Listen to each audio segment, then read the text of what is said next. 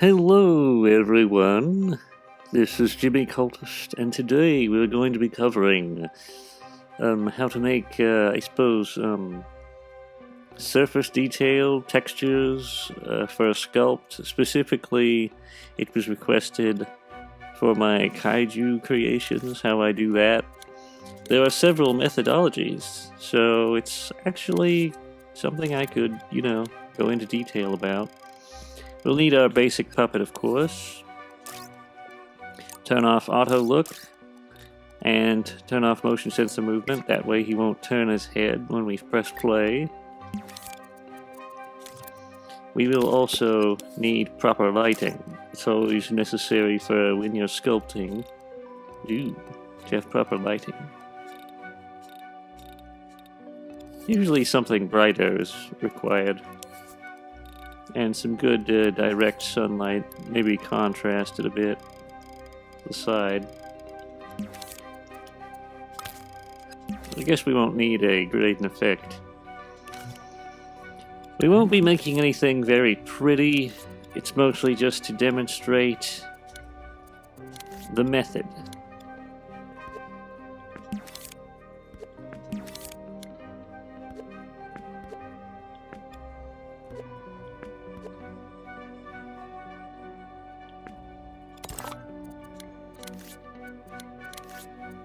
To start with, you're going to want to select Stamp Shape.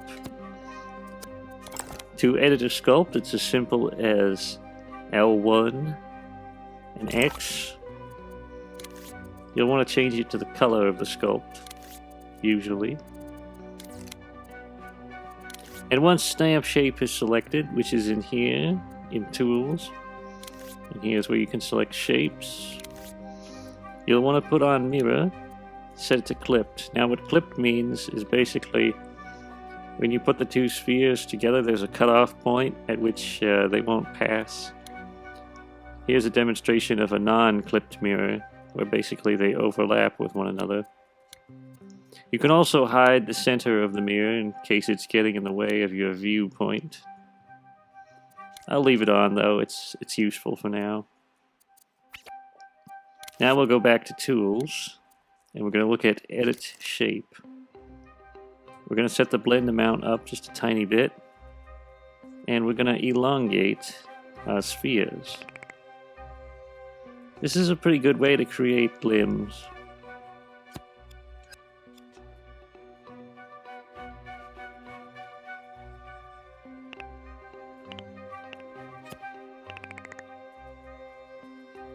This is kind of universally how Kaiju, they have big floppy legs generally.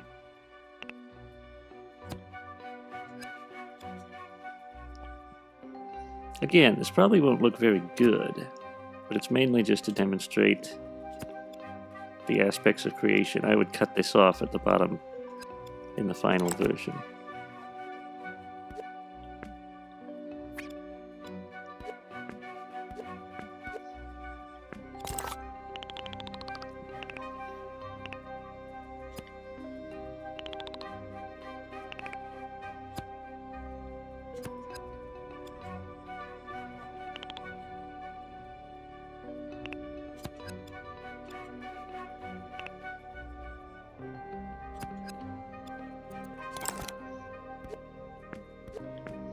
It kind of depends on what iteration of Kaiju you're going for. Certain series had different approaches.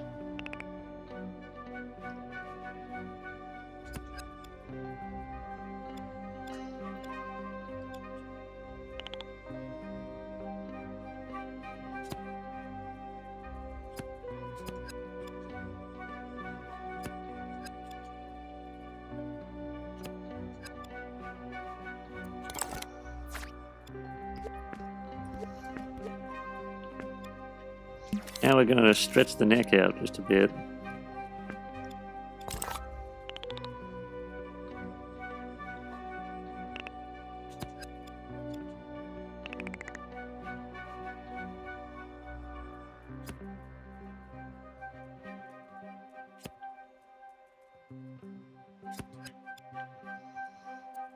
Well, there's his head.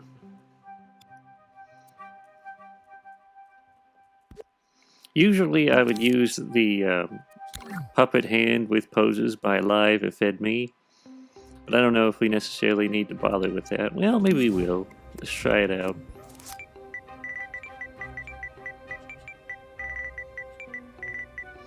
I don't know who this Live ElDavisimo person is, but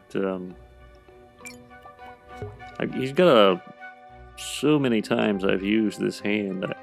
I gotta give props to him. I wonder if he's still on Dreams.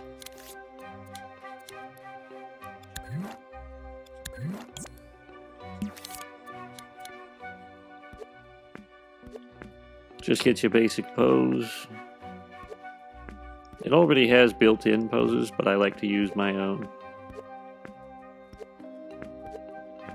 I rarely use any community assets. This fellow has the privilege of being the most used of any community asset. Just be sure to delete this. And you can scope into the group easily with L1 and X. Double tap with X, make sure that you have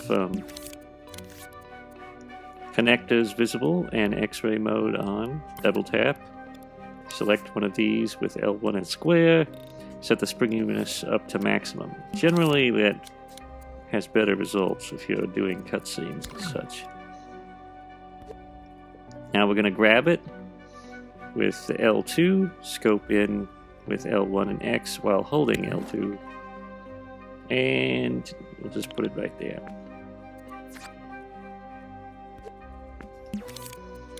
Then all you want to do is live clone.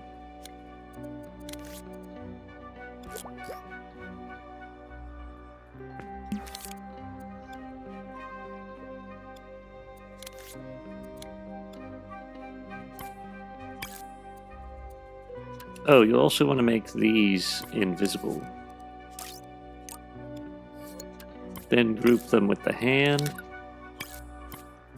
And if you want to, once they're grouped, you can actually delete them.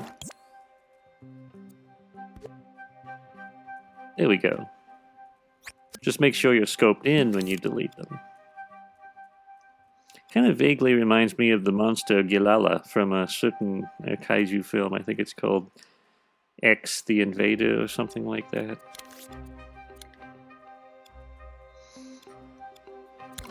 But anyway, let's get down to business. Surface detail. First thing you want to do is create the shape or the muscle mass of your kaiju.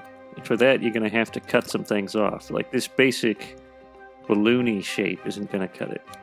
So we're going to go with a sphere. So make sure to select the same color. Cut out one section so you basically have like a half sphere.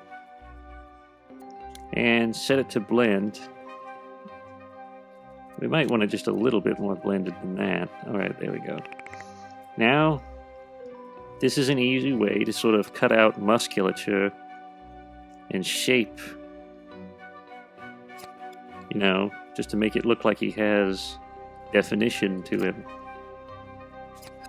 And this one doesn't look very good, but if you're, you know, if you've got some art chops, it's not too hard to make things work. I gotta admit, there is a certain level of aptitude when it comes to sculpting. You can't teach a fish how to fly, and you can't teach an eagle how to swim. But if you're fairly good at art, you know, mediocre even, I think you probably can learn sculpting.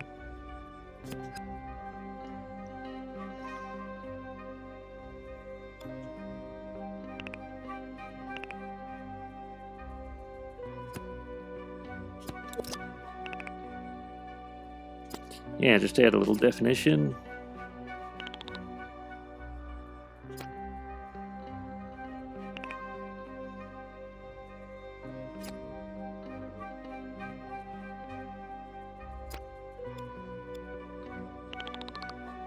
Be sure to trim the legs down.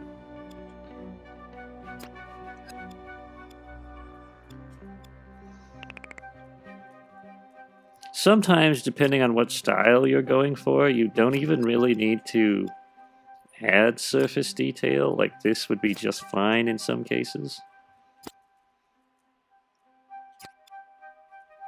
It really depends on what sort of style you're aiming for. If you're going for a more cartoony style, the simplistic shapes with just a few lines probably would cut it. Like that would work out just fine.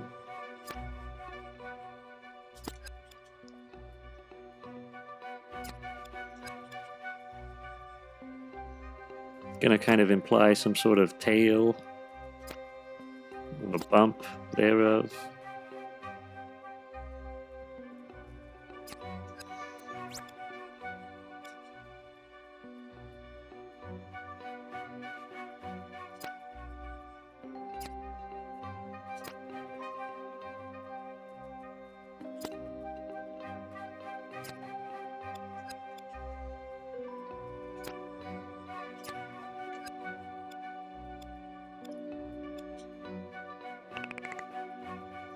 The proportion of the hands versus the rest of the body is important.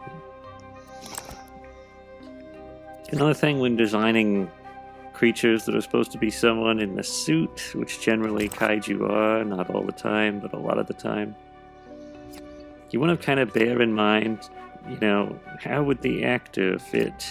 Is it even possible for a human being to be inside this thing?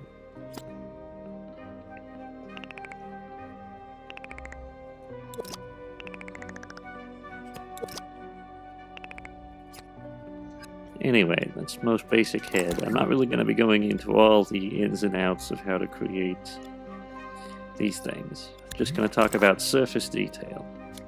Now select a sphere, select smear shape. Now the most basic way is just to set on surface snap, and basically just kind of create these little grooves or square things. Just cut like so until you've made a whole lot of these all over the body. That's kind of the most simple method. You want to go about it slow though. Also, you acclimatize yourselves to the motion controls of Dreams because they can be a bit finicky. But if you're just carving away with R2, it's fairly simple. Pressing L1 and triangle. If you're in edit shape. That's weird. Did they change it?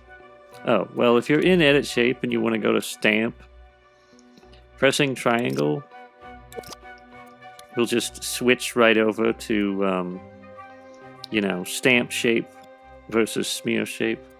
L1 and triangle, if you want to switch between these two modes. And the difference between stamp shape is you can't, like, spread things around. You basically can only stamp them one at a time, which is useful for sculpting sometimes. Made kind of a bumpy body there. I think I'll leave that as is, but anyway, let's go back to cutting. Also, if you want to add instead of subtract, that's a method as well. Another thing you always want to be constantly aware of is how he's going to be in movement. Like, you're going to want to cut all the way down here too, so that when he bends, he still has a texture visible. You're also going to want to think about what you should be lopping off, you know? Like, do you want this big thing in the back to stick out? Just go back to stamp shape, and you can cut yourself a nice section off here. There we go. That's a little bit better.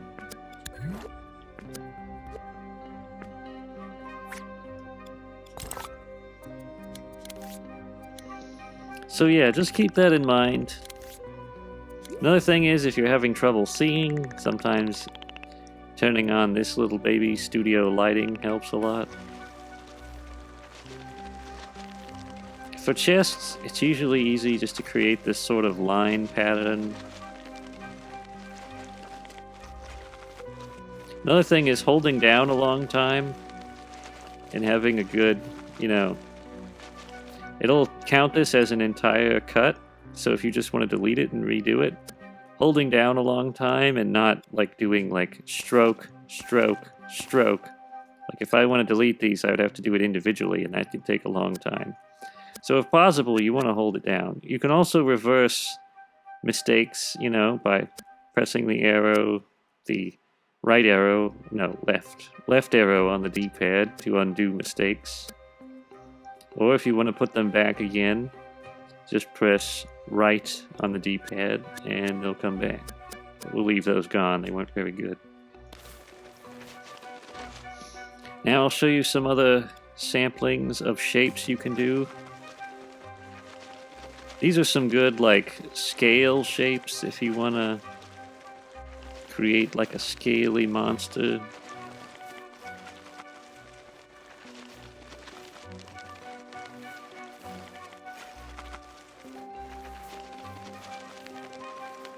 Just create them all over the body. Also, if you need any references, they could give you some ideas, like if animals that you see in real life, their scale patterns can give you ideas of how to formulate that around the monster. Another one you can do is the tried and true,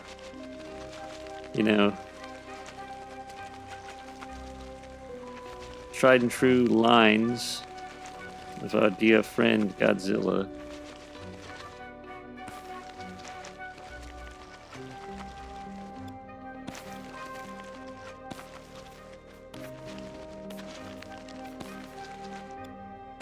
You sort of gotta get yourself in the mindset of the people who make these suits. In terms of what's an easy pattern I can replicate across the entire body. Of course, they also have to worry about what kind of latex they're using and all that sort of stuff.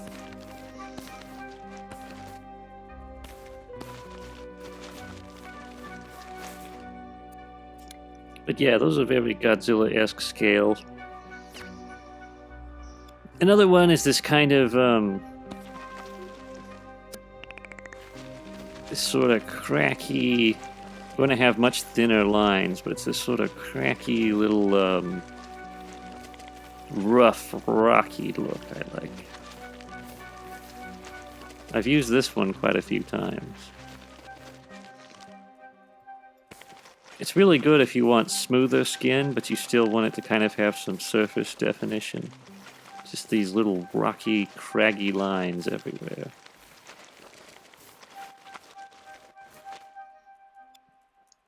Another one you can do is the scribble. And all the scribble involves is basically just going over it real fast, like this. The scribble has mixed results. Sometimes it's pretty okay. It depends on what kind of creature you're making. Has the effect of making them look like they have acne, but, it depends. You can also go for a larger scribble with mixed results, like that. I think it works well with rock. Or if you want a slightly diseased monster, maybe. The scribble's okay, though. It's halfway decent. I wouldn't knock it. And again, keep in mind that how these things blend together with the other pieces of the kaiju. Like, if you're making the chest, you want to kind of keep this uniform pattern that you have going with the belly and the back. I've kind of made the back a complete atrocious mess of various different scale types, but, we would be more consistent in a regular scenario. But yeah, you want this to line up with the top section. Also, keep in mind how everything bends. Again, you probably don't want that bulging out like that. So let's give it a little cut.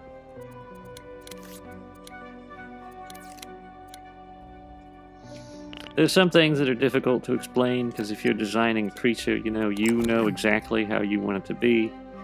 And I can't, help you with that, but hopefully some of these things will make it a little easier on you to add detail.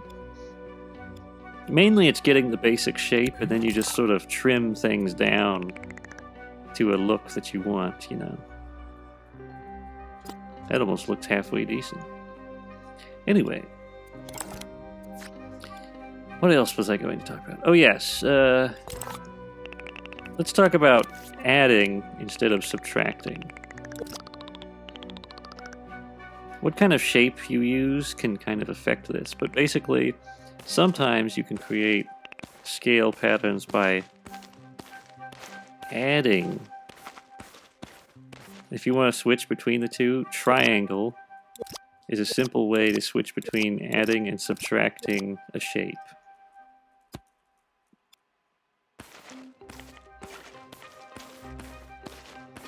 Smearing, I think the results tend to be less good when you're adding, but it does have its uses. There are certain scenarios in which it is absolutely 100% advisable to add instead of subtract.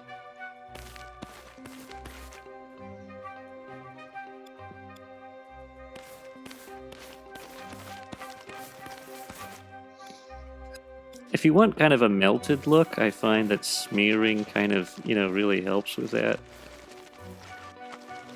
Like he's kind of got like little, melty bits coming off. He was left out in the sun too long, that sort of thing. Also, just tapping it and smearing it around can create this sort of, hunky cheese whiz look. I don't know what to call it. That's not so bad. Like if you're making Shin Godzilla, this might actually be halfway decent.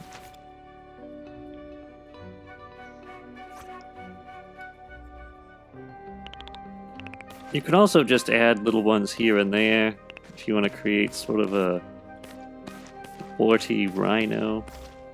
I would advise doing this, though, after you've already added surface details like this. Ooh.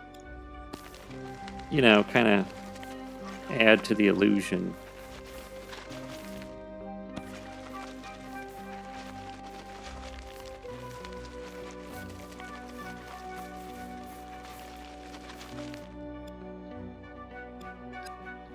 And now we can talk about stamping shapes, because that's something that's actually pretty useful. But first, let's kind of just add a little surface so that we can demonstrate how to add stuff on later. And remember, just hide everything else, and you can get a good look at your entire leg. Sculpt the whole thing, add details to the entire surface. It really pays off. But now, that doesn't look that bad. This is all mismatching though, that's the main problem. But are we on stamp shape? Yes, we are. Set blend amount. You don't actually even need blend on. We can turn it down to nothing. But basically, this is a good way if you want to add a thorny sort of motif. We're going to have to size this up a bit. Up on the D-pad helps you resize things. And I don't want the blend on. I think that's actually hurting it overall. But if you just tap real quick, this can be a little bit time consuming and will add to your sculpt detail, and also if you want to undo it, it's going to take a long time, but it's a nice way to create thorny little, protrusions. See, that looks pretty good. Well, if you just take away the rest of it.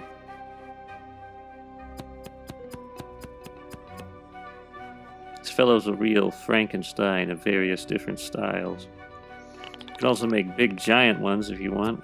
Wouldn't always advise it, but depends on what you're making. Now, is there anything else I could talk about? Well, I guess there is fur. I would usually make fur, unless it's like the creature is hairy over his entire body, I would make it a separate sculpt. So if he's got like a mane of fur,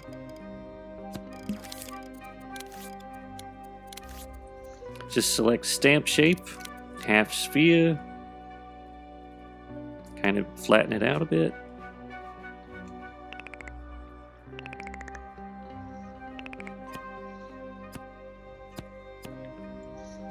And just sort of like create these little ridgy bumps here. That gives a pretty good hair illusion in Dreams.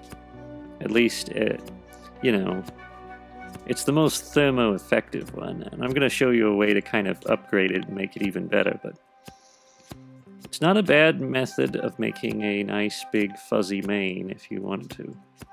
And you sort of have to keep in mind the practical features of hair and how it hangs and everything. Guess we're going for sort of a balding monster. Got a lot of hair in back, but not very much on top.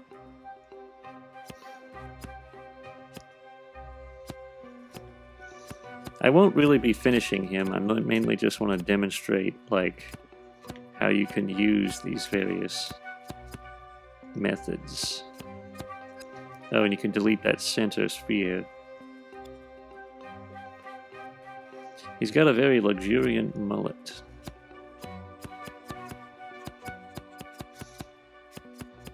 Just stamp away with X.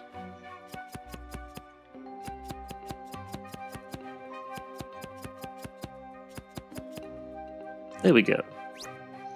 And if you want to subtract anything, you can always just make a few cuts. But here's something you can do to substantially upgrade the quality of your hair. And that's just to add these little paint flecks in here.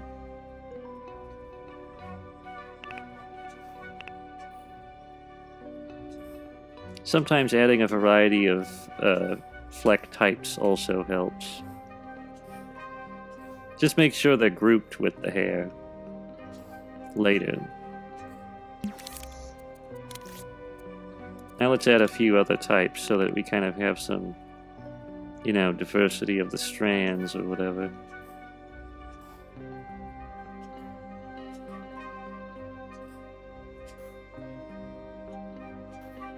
There we go. Now that in and of itself already improves the look of the hair. Also, I might want, you know, mirror fleck on, although mirror fleck is really hard to control, so who knows, maybe you don't want it on. But in case you do, this is what mirror fleck is. And you just stamp a fleck in the center with mirror fleck on. I didn't do that, so it's off center. But if you stamp one in the center, you can start from both sides and yada yada yada.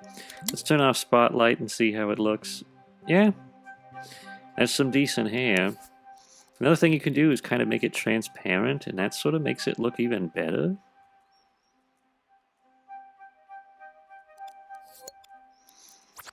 He really is a mess, though. Now I'm going to quickly cover the fingers and how we can make those look better. By the way, since we live cloned the hands, whatever we add to both of these will, you know, it'll carry over to both if we add details to one part of the sculpt.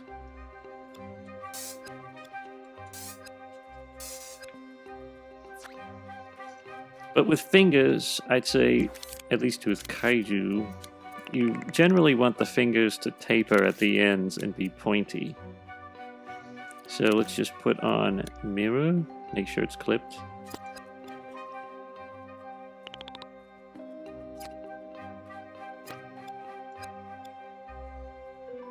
And these back ones you want to be really thick.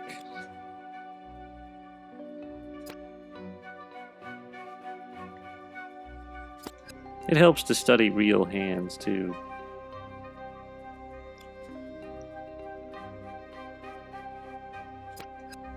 Or gloves.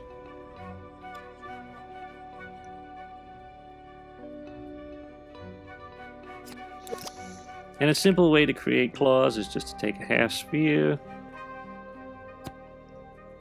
use the clipped mirror, and there you go, you've got claws. You can even use separate sculpts, although it's inadvisable because that's a lot of extra hassle. And you can use our little friend, the curve, to make claws. And painting them a different color from the rest of the hand also helps. I guess we'll just add some thorny things there. Same with the feet. Now with the feet, it might actually be advisable to use a separate sculpt, because sometimes that looks better.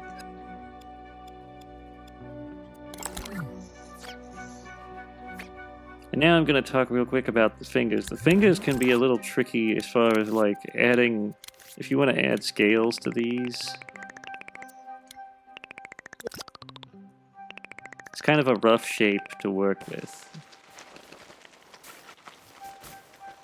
But if you just add these little lines up and down the fingers and all over, just go slow, because it can cause some... When you're working with corners, the smear shape tool tends to get a little finicky, you know, like that. So be careful when you're near the edge of a sculpt. Or at least the edge that you can see. Let's go ahead and turn on studio lighting again. But yeah, usually just adding these little lines. You can make them horizontal or vertical. That usually results in a pretty good, you know, here's what the vertical would look like. That results in a pretty good look, usually, just adding these lines. The smear tool is the main thing when you're creating scales. Now, I think that's pretty much everything that I could possibly think of in terms of adding surface detail to, you know, puppets or kaiju specifically. Hopefully all of you, you know, monster-loving fans out there, you've got some ideas of how to apply this to your own creations and improve them. In the meantime, I'm going to thank our monthly supporters on Ko-fi. A growing brood, I hear. There they go. Lovely people. Anyway,